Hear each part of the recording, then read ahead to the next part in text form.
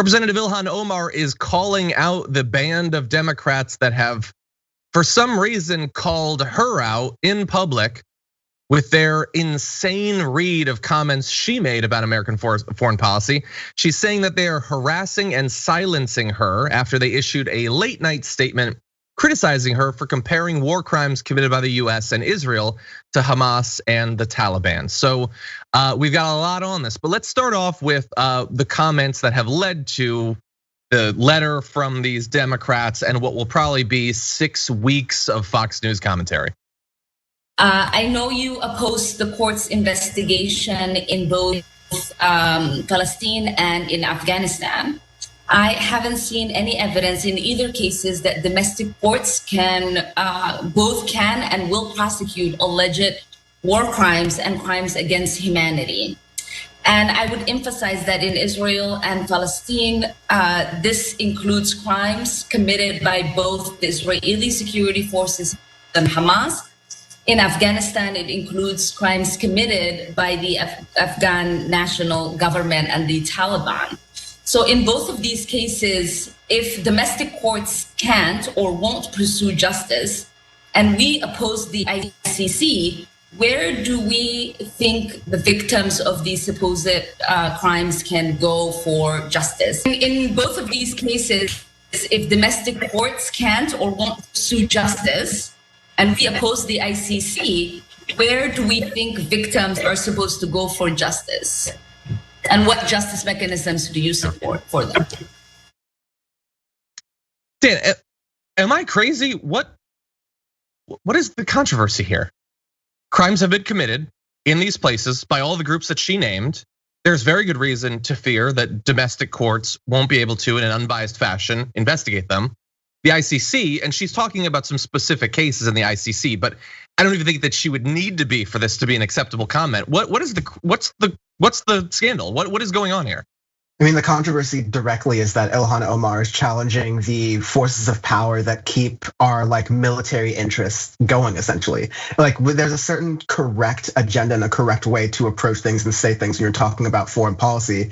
And it's to always prop up or never at least attack our allies in the Middle East. And so this you're right when you kind of set it up, John, that this is going to be the next 6 weeks of Fox News fodder because they're so far past talking about policy or any real agenda that's happening in the United States domestically. They're going to move this foreign policy thing because they know that it can probably excite people who are in their base, who are really just looking for anything relating to Joe Biden faltering. And there's this also tinge of being able to point things at Ilhan Omar and all of the racism, sexism, and Islamophobia that kind of comes surrounding that. So unfortunately, It's going to be a great punching bag, but it has to be acknowledged that what she is saying here is really rational, and it's just following the letter of international law that, of course, should be recognized. But you're kind of getting the tell bears that when international law is brought up in these circles, the response is, "Oh, you don't really believe that, do you? This is American interests and American interests abroad and our allies abroad, and our friends abroad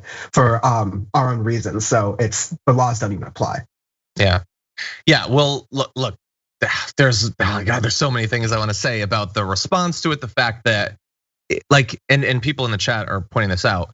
The only part of this entire equation that matters is that it was Ilhan Omar.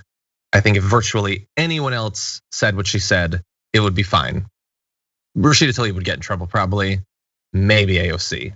That's about it. If anyone else said exactly what she said, there would be no problem. But let's run through a couple different aspects of this. So first of all, let's acknowledge some of the context historically. This dispute over her comments comes more than 2 years after she faced public pushback from both parties over comments seen as anti-Semitic. The House GOP raced today to turn the statement that came out from those dozen Democrats last night into a political weapon against the Congresswoman, with leaders likely to plot floor action on the chamber floor next week. But unlike in 2019, Omar's latest remarks have drawn no specific complaints of anti-Semitism from fellow Democrats.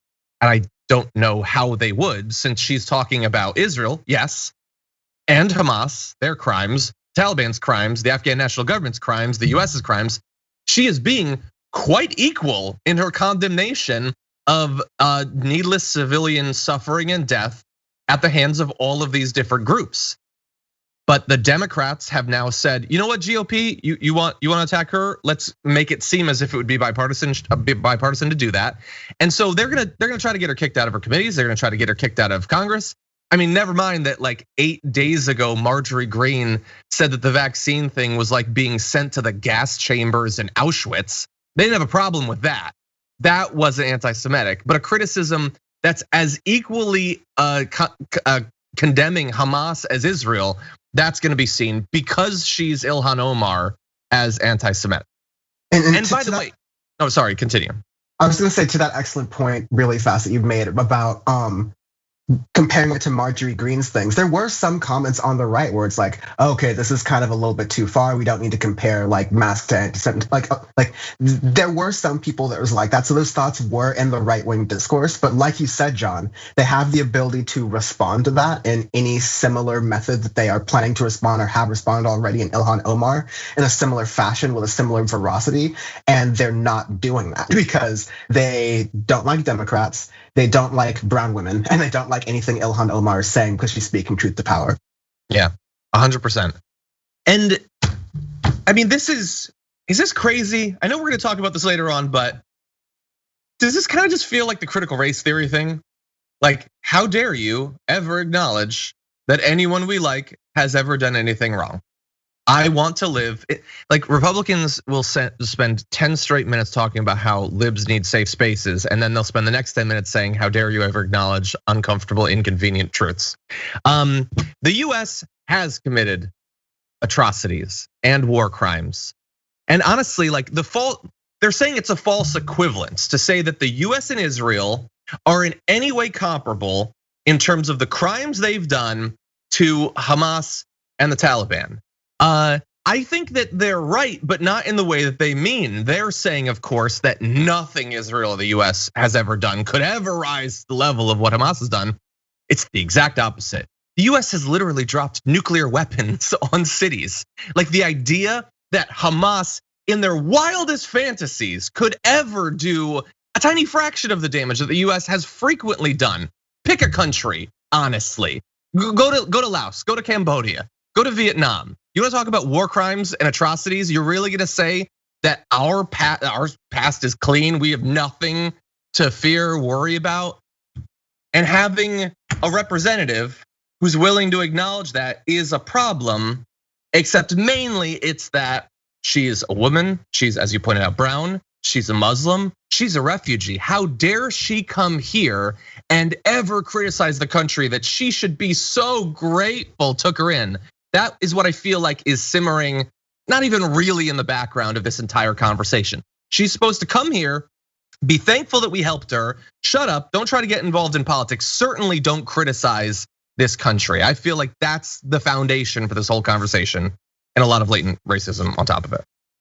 Yeah, my last point I'll just say is that you can tell, and the reason I get harp on bad faith actors so often, so all the time, is because you can tell when they are throwing accusations of anti-Semitism around, and then in the next segment will say, people are complaining about racism way too much. It really doesn't exist. It's not a problem. Totally. Or it's so clear when they want to use the same things they say are being weaponized by the left. They say the left puts racism and critical race theory out everywhere so that white people feel guilty all the time, and they weaponize that, and they put in their great replacement theory, racism, all that stuff. But then when it turns around and they get to play the anti-Semitism card, they don't stop. There's not a hint of irony as to what they're doing rhetorically there being the exact same thing. It's a bad faith argument if you can't see the difference.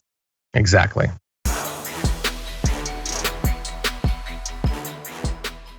For more political news breakdowns, interviews, stories of activism, and me trying my hardest to care about the occasional big celebrity news story, subscribe to our YouTube channel at youtube.com/The Damage Report.